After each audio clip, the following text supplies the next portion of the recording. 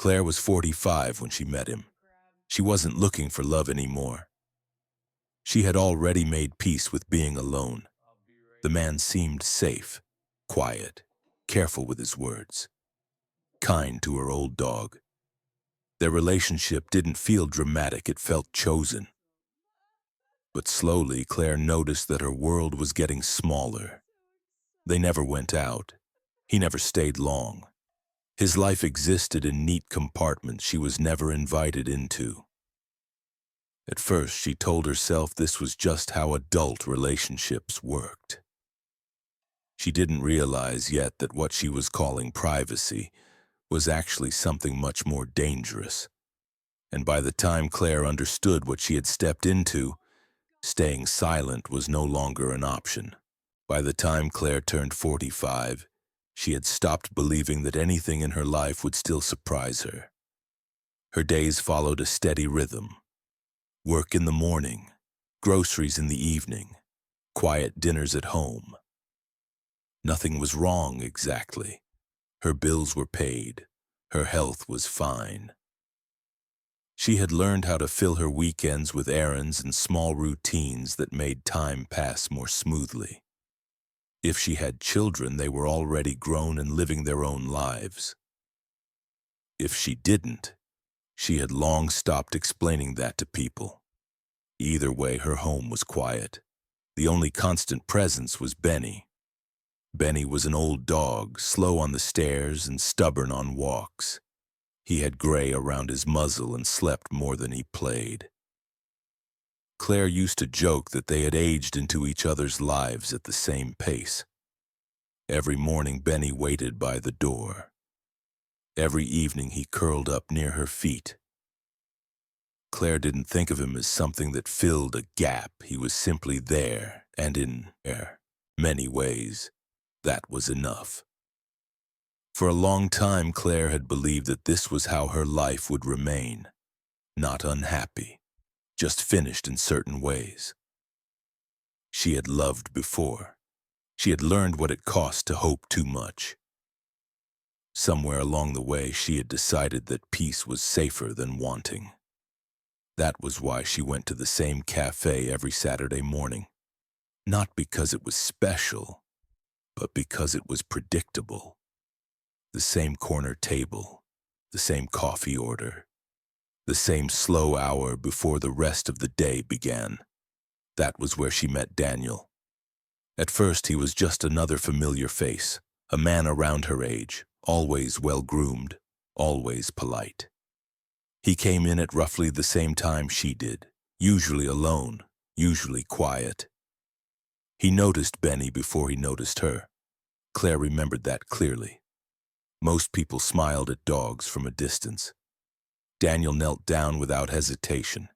He didn't make loud noises or exaggerated gestures. He let Benny sniff his hand first. He waited. Benny, who was usually indifferent to strangers, stayed. That was the first thing that made Claire feel at ease. They began with small talk, nothing personal, nothing heavy. Comments about the weather, about the cafe changing its menu again, about how dogs seem to age faster than people. Daniel never pushed the conversation further than Claire seemed comfortable with. He listened more than he spoke. When he did speak, his words were careful and measured. There was something reassuring about that. He never asked too many questions about her past. He never volunteered much about his own. At the time, Claire thought this was maturity. They started sitting together, then walking Benny after coffee, then meeting more than once a week. The relationship unfolded quietly. There were no dramatic confessions, no declarations about fate or second chances. Daniel never promised her a future, and Claire never asked him to. What they shared felt simple. He showed up when he said he would. He remembered small details. He treated Benny as if the dog mattered. When Daniel came over, Benny followed him from room to room, not excited but attentive, calm. as if he accepted Daniel's presence without needing to claim it. Claire noticed that Daniel was careful in other ways, too. He preferred staying in rather than going out. He didn't like crowded places. He avoided taking pictures together. When Claire suggested meeting friends or going somewhere busy, he declined gently, never dismissively. "I'm just not great with noise," he once said. It fit the man she thought she knew, quiet, thoughtful, slightly withdrawn. If there were gaps in his life story, she didn't press to fill them.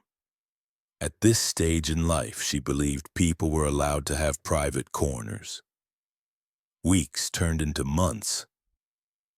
Daniel never moved any of his belongings into Claire's home, but he made himself comfortable there. He cooked dinner. He fixed small things without being asked. He learned Benny's routines. There was a softness in those evenings that Claire hadn't realized she missed. No pressure, no expectations, just companionship. Sometimes, late at night, Claire would sit on the couch with Benny sleeping beside her and Daniel quietly reading nearby. In those moments, she felt something settle inside her. Not excitement, not passion, certainty. She did not feel like she was chasing anything. She felt like she had chosen something. Claire told herself this wasn't impulsive. This wasn't loneliness disguised as love. This was deliberate. She wasn't trying to reclaim youth or prove anything to herself. She wasn't afraid of being alone anymore. That fear had already passed. That was why she trusted the calm. Daniel never disrupted her life. He simply fit into it. If he left early sometimes, he always explained that he had responsibilities. If he didn't stay the night, he never made excuses. He just said he had to go. Claire didn't question that. She had no reason to. When friends asked about him, she described Daniel in practical terms. Kind, reliable, private. She never spoke about grand feelings. She didn't need to. Because this time, she thought, love didn't have to be loud to be real. It could arrive quietly, when you weren't looking for it anymore. It could feel safe. It could feel chosen. And for the first time in years, Claire allowed herself to believe that nothing about this would hurt her. Not because she was naive, but because she believed she had nothing left to lose. At first, the changes were subtle enough that Claire didn't name them. Daniel had always been private. That part of him hadn't shifted. What changed was the shape of their time together. They stopped going out. It wasn't sudden, and it wasn't framed as a decision. It simply became easier to stay in. Daniel preferred quiet spaces, and Claire told herself that intimacy didn't need witnesses. Crowded places tired him. Noise unsettled him. That was how she explained it. So they met at her house. Claire cooked. Daniel brought groceries. Evenings passed calmly the way they always had. There was nothing reckless about it, nothing secretive, at least not in the way people usually meant. Still, the world outside her living room began to shrink. Daniel avoided restaurants. He avoided events. When Claire suggested something public, an outdoor market, a casual dinner somewhere busy, he declined with the same soft tone he always used. He never argued. He never dismissed her. He simply redirected. Claire adjusted. She told herself this was what compromise looked like at their age. There was no reason to doubt him. Not yet. The first disruption came during an ordinary evening. Daniel had arrived later than usual. He seemed distracted, checking his phone more often than he normally did. Claire noticed it but didn't comment. She didn't want to become the kind of person who monitored small behaviors. Dinner was nearly finished when his phone rang. Daniel glanced at the screen and something in his posture changed. Not panic, not fear, just urgency. He stood up immediately. The explanation he offered was brief, vague. He said he had to go. Something had come up. Claire watched him gather his things with practiced efficiency. Shoes on, jacket zipped, no hesitation. He didn't stay to finish eating. He didn't sit back down. Benny followed him to the door, alert in a way that felt different from before. After Daniel left, the apartment felt larger than it had an hour earlier. Claire cleaned the table slowly. She told herself that everyone had responsibilities. Everyone had emergencies. At this stage in life, people didn't owe explanations the way they did when they were younger. Still, the quiet that night felt heavier. Over the next few weeks, moments like that repeated. Daniel canceled plans with little notice. He arrived late, then left early. His phone remained close to him, always face down, always within reach. Claire noticed that he never answered calls in front of her. When his phone vibrated, he stepped away. None of this proved anything. Claire knew that. But it planted something. The image came later. It wasn't dramatic. It wasn't even clear. Claire was walking Benny one afternoon when she saw Daniel across the street. He was standing close to a woman she didn't recognize. Their bodies angled toward each other in a way that felt familiar. Claire didn't hear them speak. She didn't see them touch, but the distance between them was small, too small to be accidental. Daniel turned his head slightly and Claire froze. She stepped back instinctively, letting a parked car block her view. By the time she looked again, they were already moving away. Daniel never mentioned the encounter. Claire didn't bring it up. She replayed the image in her mind over and over, trying to determine what it meant, trying to decide whether she was imagining things. That night, she barely slept. The next day, Claire tried to learn more about him in the most ordinary way people do now. She searched his name online. Nothing came up. No profiles, no tagged photos, no trace that connected him to a wider circle of friends or a past that could be verified. At first, she told herself this wasn't unusual. Some people valued privacy. Some people avoided digital noise. But the absence felt deliberate. It wasn't that Daniel had erased parts of himself. It was as if he had never placed them there to begin with. Claire closed her laptop and tried to ignore the unease that settled in her chest. She reminded herself that not everything needed to be documented to be real. Still, the silence where a life should have been stayed with her longer than she expected. Claire told herself that privacy didn't equal betrayal, but doubt had already shifted into suspicion. Her behavior changed before she realized it had. She began paying closer attention to his schedule. She noted the days he was unavailable. She watched the patterns of his arrivals and departures. She told herself she was just being cautious. When Daniel didn't respond to a message right away, she sent another, then another. When he said he needed space, she heard distance. Claire's thoughts grew sharper, less forgiving. She imagined scenarios she didn't want to believe. She filled in gaps with the worst explanations because they felt safer than uncertainty. If he was cheating, at least the confusion would make sense. Claire followed him once. She didn't plan to. It happened on impulse. Daniel had left her house abruptly again, and she found herself getting into her car a few minutes later. She kept her distance. She didn't confront him. She watched as he disappeared into a neighborhood she didn't recognize. When she turned back, she felt ashamed. But the shame didn't stop her from doing it again. Claire sent messages that grew more direct. She asked questions she had avoided before. She demanded clarity. Daniel's response never escalated. He didn't accuse her of being irrational. He didn't raise his voice. He didn't deny anything outright. Instead, he asked for time. He said things were complicated. He said he cared about her. He said pressure wouldn't help. His calmness unsettled her more than anger would have. Claire felt herself changing.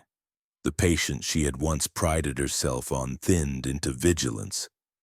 Her affection sharpened into something tighter, something that needed confirmation.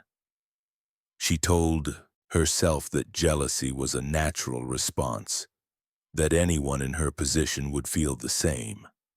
After all, she hadn't imagined the woman. She hadn't imagined the phone calls. She hadn't imagined the distance. Benny sensed the shift long before Claire named it. Whenever Daniel arrived, Benny stayed closer to Claire than usual. When Daniel left quickly, Benny paced the apartment, restless and unsettled. He waited by the door longer than necessary. Claire noticed, but she didn't assign meaning to it yet. She was too focused on Daniel. Her trust had not disappeared, but it had been bruised. And bruises changed the way things felt to the touch. By the end of that month, Claire was convinced of one thing. Daniel was seeing someone else. And in her mind, that certainty justified everything she felt afterward. The anger, the fear, the need to know. Claire no longer thought of herself as someone protecting her heart. She believed she was protecting the truth, and in doing so, she crossed a line she didn't yet recognize, where love stopped being a choice and began to feel like something she needed to defend. At this point, the story was simple. There was a man she loved, there was another woman, and there was a betrayal waiting to be confronted. Claire was certain of that, and because she believed she was the one being wronged, she never questioned the direction of her anger. Not yet. By the time Claire decided to confront Daniel, she was no longer asking herself whether she might be wrong. She was asking how long he had been lying. The waiting had become unbearable. The gaps in his schedule, the careful distance, the unanswered questions, all of it had settled into a single, sharp certainty. Claire didn't want explanations anymore. She wanted confirmation. She asked him to come over. Daniel arrived as he always did. Calm, polite, composed. If he sensed what was coming, he didn't show it. He greeted Benny, took off his jacket, and sat down as if this were another ordinary evening. But Claire didn't offer food. She didn't sit beside him, she stood. The confrontation itself wasn't loud. There was no shouting, no dramatic accusation. Claire spoke steadily, listing what she had seen, what she had felt, what she could no longer ignore. She expected denial, anger, maybe even relief. What she didn't expect was how quickly Daniel stopped trying to avoid the truth. When he finally spoke, his words were measured, controlled, almost rehearsed. He didn't deny seeing another woman. He didn't call Claire irrational. He didn't tell her she was imagining things. Instead, he told her the part she hadn't considered. The woman Claire had seen was not someone new. She was his wife. The word landed slowly as if it needed time to find its weight. Claire felt the room tilt just slightly. Not enough to knock her over. Enough to make everything unfamiliar. Daniel explained without emotion. He said he had been married for many years. He said the marriage was complicated. He said there were reasons. He said things weren't simple. Claire heard the words, but they arrived out of order. Wife, years, marriage. The story she had built in her head collapsed all at once. There was no space left for righteous anger. No clean role for her to stand in. She was not the betrayed one. She was the intrusion. The realization didn't come with relief. It came with heat. Hot, immediate shame that rose faster than grief ever could. Claire felt exposed, reduced. She replayed her own actions in her mind with brutal clarity. The messages, the following, the certainty with which she had claimed moral ground. She had believed she was fighting for something that was hers. Now she saw what she had been fighting against. Daniel didn't reach for her. He didn't ask for forgiveness. He didn't ask for understanding. He simply said that he never meant to hurt her. The words felt inadequate. Claire thought she might scream. She thought she might cry. Instead, she felt a tightening in her chest that made it hard to breathe. Benny stood near her legs, unusually still. Claire asked to meet the wife. The request surprised Daniel. He hesitated, then nodded. Margaret arrived the next day. Claire had imagined many versions of her. Younger, older, bitter, furious. None of those images prepared her for the woman who stood in Claire's living room. Margaret was quiet, composed. Her movements were careful, as if she were conserving energy rather than bracing for confrontation. She didn't raise her voice. She didn't accuse Claire of anything. She didn't ask questions. She listened. Claire spoke first. She apologized without qualification. She didn't justify her behavior. She didn't ask for sympathy. She said she hadn't known. She said she was sorry. Margaret nodded. That was all. There were no tears, no demands, no dramatic release of anger that Claire had almost expected, perhaps even deserved. Margaret didn't look surprised. That, more than anything, unsettled Claire. It was as if Margaret had been preparing for this moment for a long time. Daniel stood nearby, saying very little. The conversation was brief. Margaret did not linger. She did not reclaim Daniel in front of Claire. She simply acknowledged what had happened and said there was nothing more to discuss. When she left, she did so with the same controlled calm she had arrived with. Daniel followed her shortly after. There was no final argument, no attempt to explain further. They gathered their things and left together. The door closed quietly behind them. Claire remained standing long after the sound of their footsteps faded. In the silence that followed, the weight of what had happened began to settle. She replayed Margaret's expression over and over. Not anger, not betrayal, acceptance. Claire felt small. She had imagined herself as someone wronged, someone justified in her actions. That illusion had been stripped away in a matter of minutes. She saw herself now through a different lens, not as a victim of deception, but as a person who had crossed boundaries without knowing it. Someone who had acted with certainty before understanding the full truth. The shame was heavy, but it wasn't sharp. It was dull, lingering.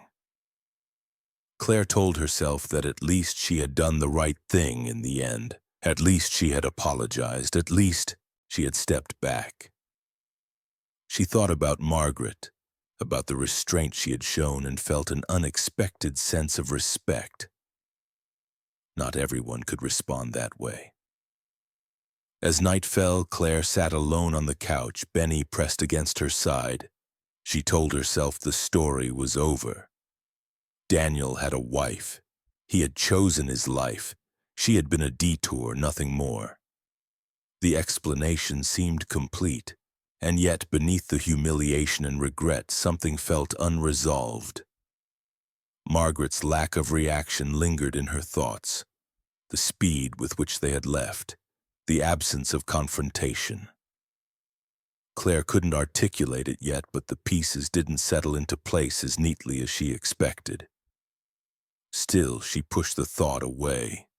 She had already lost the right to demand clarity. For now, it was enough to accept the first truth. She was not the woman who had been betrayed. She was the woman who had been standing in the wrong place, believing she had the right to be there. And with that realization came a silence that felt heavier than anger ever could. After Daniel and Margaret left, Claire told herself she would let the story end there. She had apologized. She had stepped aside. She had accepted her place in the situation without trying to rewrite it. There was nothing more she was entitled to ask for. And yet, the silence that followed did not bring closure. Days passed and Claire found herself replaying Margaret's face more than Daniel's words. Not the absence of anger, but the absence of surprise. The way Margaret had listened, as if she had already known how the conversation would unfold. It stayed with Claire longer than she expected. Eventually, she decided to go to the house. Not to confront anyone, not to demand explanations. She told herself she only wanted to offer one last apology directly and without confusion so that she could leave the situation behind with some sense of dignity. She brought Benny with her. The neighborhood was quiet, ordinary in the way many residential streets were. The house looked exactly as Claire remembered it. Clean, well-maintained, unremarkable. Nothing about it suggested upheaval or scandal. Claire stood by the gate, unsure whether to ring the bell. As she hesitated, a mail truck pulled up and stopped in front of the house. The postal worker stepped out, walked to the mailbox, and slid a single envelope inside. Claire noticed the name on the front of the envelope only because she was standing close enough to see it. It wasn't Daniel's name. It wasn't Margaret's either. It was unfamiliar, plain, forgettable. Claire didn't react at first. She didn't reach for the mailbox. She didn't question what she had seen. She simply registered the name and let it settle somewhere in the back of her mind. At that moment, Benny tugged on the leash. He had wandered farther down the sidewalk than Claire realized, distracted by something invisible to her. Claire followed him a short distance, calling him back, adjusting the leash, calming him down. The interruption lasted only a few minutes. When Claire returned to the gate, a car had just pulled into the driveway. Daniel and Margaret stepped out. They moved quickly, but not urgently. There was no argument between them, no visible tension. They didn't look toward the mailbox. They didn't pause when they noticed the new envelope. They simply went inside. The door closed behind them without hesitation. What caught Claire's attention wasn't the lack of emotion. It was the efficiency. They moved like people who had done this before, arrived, entered, sealed themselves off. No lingering, no uncertainty, no sign of disruption. It didn't look like a couple trying to repair something. It looked like a pair protecting a routine. Claire stayed where she was until the street was quiet again. On the drive home, the name on the envelope replayed itself in her mind. She tried to dismiss it. People rented houses, people received mail under different names. There were explanations that didn't require suspicion. But the name followed her home anyway. Later that night, Claire searched for it. At first, nothing appeared. No public records tied to the address, no clear connection to the neighborhood, no trace that suggested the person belonged there. That alone might not have meant anything. Claire expanded the search. She tried variations, older records, archived listings. Eventually, she found a brief news article from years earlier. The image attached to it was grainy and outdated. The names were different. The details were incomplete, but the eyes were unmistakable.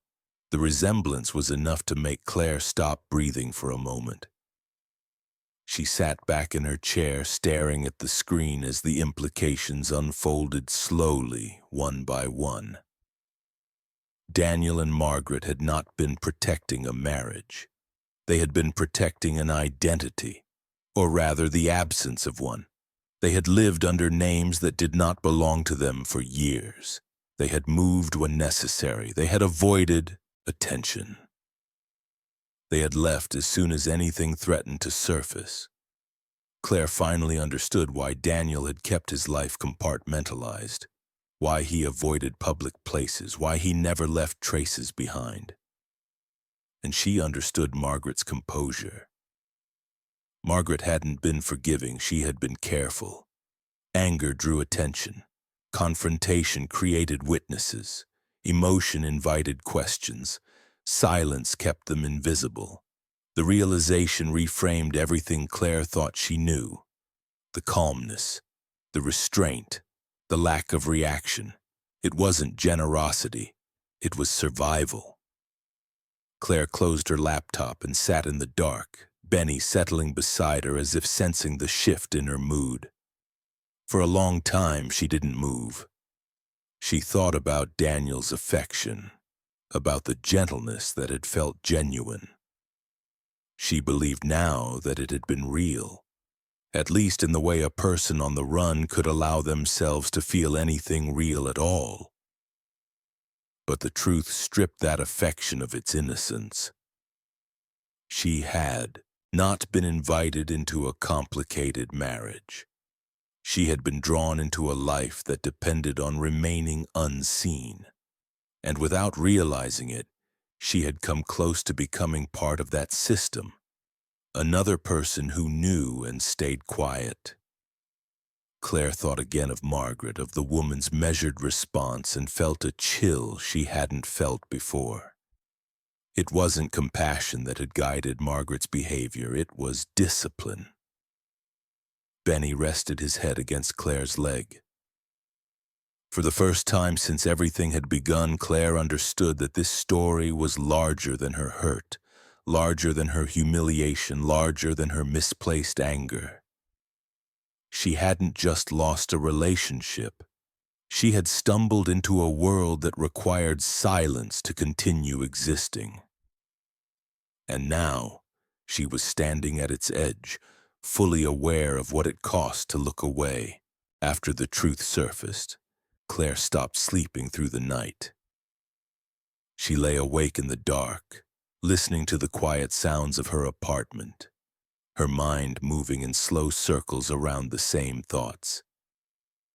Daniel's voice, his calm presence, the way he had fit into her life without demanding space. What unsettled her most was not the discovery itself. It was the realization that Daniel had loved her. Not loudly, not recklessly, but deliberately. The care had been real. The affection had been consistent. Nothing about it felt invented. And that truth made everything harder to bear, because his love had survived through deception. It existed only because certain questions were never asked, because certain truths stayed hidden, because silence was maintained. Claire understood now that what she had shared with Daniel could never have existed in daylight. In the days that followed, she weighed her choices carefully. She could say nothing. She could let Daniel and Margaret disappear again, as they had done before. She could convince herself that her involvement had ended the moment she stepped aside, that their future no longer concerned her. Silence would be easy, but she knew what silence meant now. It meant protection. It meant cooperation. If she stayed quiet, she would become part of the same structure that allowed them to continue. Another person who knew and chose not to speak. The alternative was clear, and it was heavier. She could report them. That choice would not feel like justice. It would not feel like closure. It would simply end something that had already been broken. It would also mean losing the one person who had made her feel chosen again. Claire did not pretend that loss didn't matter. Daniel had entered her life quietly and left behind something she hadn't realized she still needed. The feeling of being seen without effort, without performance. Reporting him meant accepting that this feeling would end not by distance but by consequence. Benny stayed close during those days. He followed her from room to room, resting near her whenever she stopped moving. On their walks, he adjusted his pace to hers, attentive, steady. He did not ask her to be brave. He did not rush her decision. He simply remained. The call happened on an ordinary afternoon. Claire sat at her kitchen table with her phone in her hands for several minutes before dialing. When she finally spoke, her voice was calm. She did not dramatize what she knew. She did not speculate. She gave names, addresses, dates. She explained how she had come to know what she knew. When the call ended, Claire stayed seated, her hands resting flat on the table. She waited for a wave of relief, or regret, or panic to arrive. None of it did. What she felt instead was weight, heavy, grounding, unavoidable. The response was faster than she expected. Within days, the house Daniel and Margaret had lived in was no longer quiet. Vehicles came and went, doors opened and closed. Neighbors gathered at a distance, watching. Claire was not there. She did not drive past the house. She did not ask questions. She did not seek updates. She avoided the news. Not because she doubted her decision, but because she understood her limits. Somewhere inside her, the affection she had felt for Daniel still existed. Not enough to protect him, but enough to make witnessing his punishment unbearable. Claire did not want to see his face in handcuffs. She did not want to know the length of his sentence. She did not want to imagine him in a place where love no longer fit into survival. She had exposed the truth. She did not need to watch it destroy him. In that way, Claire realized she was also avoiding something. Not responsibility, but grief.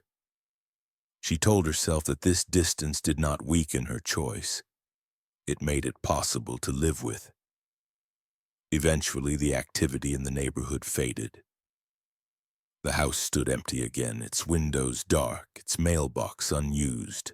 This time, the disappearance was permanent. Life returned to its routines slowly. Claire went back to the cafe on Saturdays. She sat at the same corner table, ordered the same coffee. The familiarity no longer felt like an ending. She spent more time outside with Benny, taking longer walks, choosing streets she had never bothered to explore before. She signed up for a pottery class she had once dismissed as unnecessary. She accepted invitations without overthinking them. None of it felt like reinvention. It felt like presence. Claire did not frame what happened as a victory of justice over love. She knew it wasn't that simple. She also did not tell herself that love had failed her. She understood now that love without truth demanded too much silence. Some evenings she still thought of Daniel, not with longing, not with anger, with acknowledgement. He had been real, and so had the choice she made. Benny curled up beside her as she read or listened to the radio, his breathing slow and steady. In those moments, Claire felt something she hadn't expected. Peace that did not depend on ignorance. She had not chosen the outcome. She had chosen not to look away. And even though part of her would always avoid knowing exactly how Daniel's story ended, she knew this much was true. She had stopped disappearing from her own life, and that was the only ending she needed.